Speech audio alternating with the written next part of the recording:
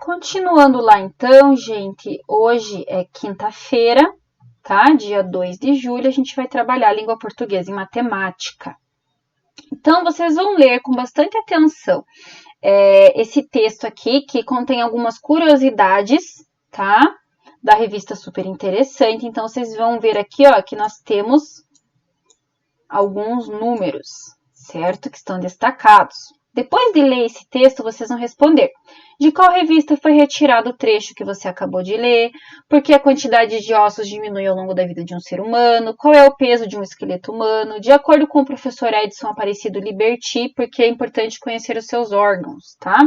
Aqui temos uma atividade avaliativa de matemática, então vejam só. No texto que você leu aparece o numeral 97.000. Escreva este número por extenso na linha abaixo. Se eu adicionar 2 centenas nesse numeral, acima, qual será o total? Então, 2 centenas é quanto, gente? Centena de 100. Então, se eu adicionar 200 nesse número, que número que eu vou ter? Tá? Escreva o antecessor e o sucessor, o número que vem antes e o número que vem depois, tá? E no texto vai aparecer um número decimal. Circule de vermelho e escreva por extenso qual que é esse número decimal, tá? Lembrando que os números decimais são os números que têm vírgula, tá? Agora, vamos se lembrar como que a gente transforma um número decimal em uma fração. Meu Deus, e agora? É muito difícil? Não é muito difícil. Olha só, gente.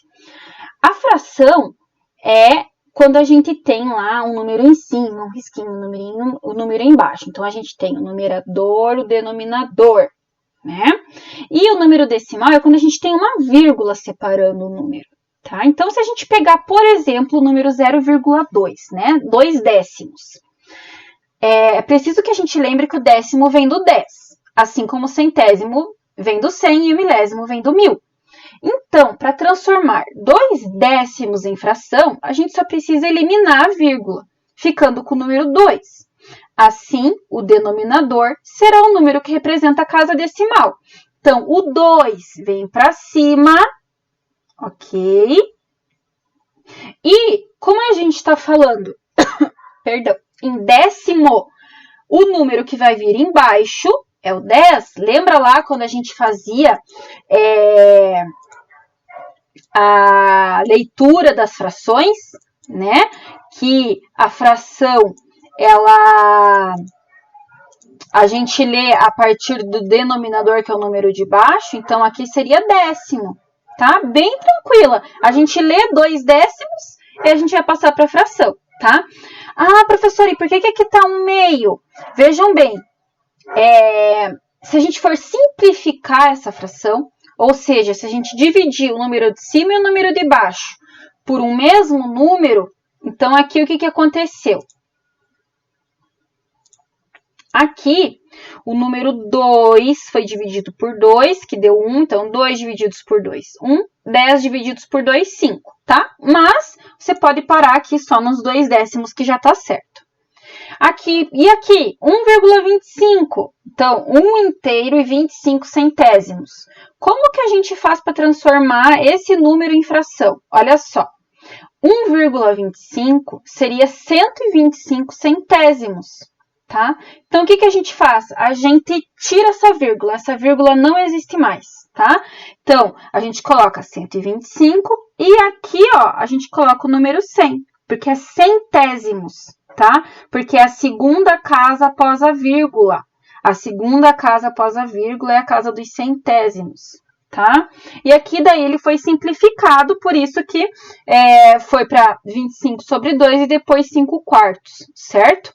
Mas, basicamente, o que vocês precisam fazer é eliminar a vírgula e colocar o que representa aqui a casa decimal, que seria o 100. Então, seria centésimo, tá, gente? Então, lembrem lá do quadro de ordens que a gente trabalhou, quando a gente trabalhou o quadro de ordens tradicional, que vocês já conheciam, que é aquele de unidade, dezena, centena, né? Depois a gente trabalhou o quadro de ordem junto com as casas decimais, né? Então, no quadro de ordem junto com as casas decimais, a gente tem a casa do décimo, a gente tem a casa do centésimo, a gente tem a casa do milésimo, tá? Então, esse 25 aqui tá na casa do centésimo, por isso que o 100 vem para baixo, tá?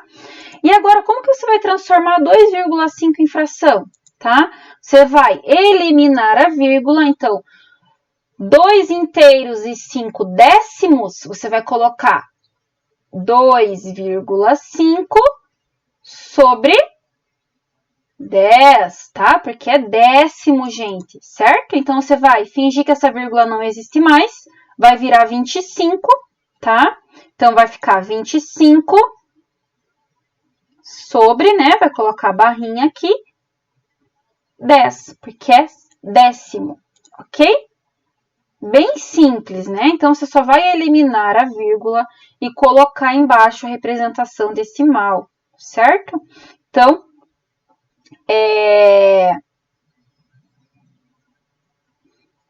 leiam aqui novamente. Basta eliminar a vírgula e o denominador será o número que representa a casa decimal. Então, vou até grifar aqui para vocês a regra, tá?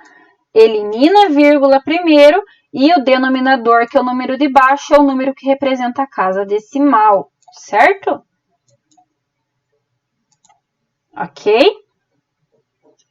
No texto é possível encontrar uma medida de tempo. Qual é essa medida de tempo? Circule de azul e escreva abaixo. Então, vocês vão procurar qual é a medida de tempo que aparece lá no texto e vão escrever aqui, certo? Ler curiosidades é muito bacana, né? Então, a gente colocou aqui para vocês 15 curiosidades sobre o estado do Paraná, tá? Vocês vão ler essas curiosidades e daí, aqui eu coloquei, né? A gente colocou. Ler em voz alta nos ajuda a melhorar a concentração, ajuda a gente a treinar o nosso tom de voz, ajuda a gente a treinar as pausas, que são representadas pelos sinais de pontuação, melhora a nossa pronúncia das palavras, tá? E fortalece até o nosso sistema respiratório, porque a gente não pode ler sem respirar, né? Então, a atividade de vocês vai ser o seguinte, vocês vão escolher qualquer uma dessas 15 curiosidades e vão ler ela pra gente, tá? Então, vocês podem gravar um vídeo lendo ou vocês podem fazer só um áudio, tá? Se você tem muita vergonha de aparecer no vídeo ou tem vergonha de fazer o áudio e todo mundo ver, você pode mandar direto para sua professora, certo? Bem importante que vocês façam isso, gente, porque como vocês viram aqui, fazer leitura em voz alta tem um montão de benefício para vocês, certo? Aqui a gente tem a leitura de deleite, que vocês vão fazer com o livrinho que foi enviado para casa, ok? É isso, gente. Se cuidem e fiquem com Deus. Até a nossa próxima aula. Bom final de semana.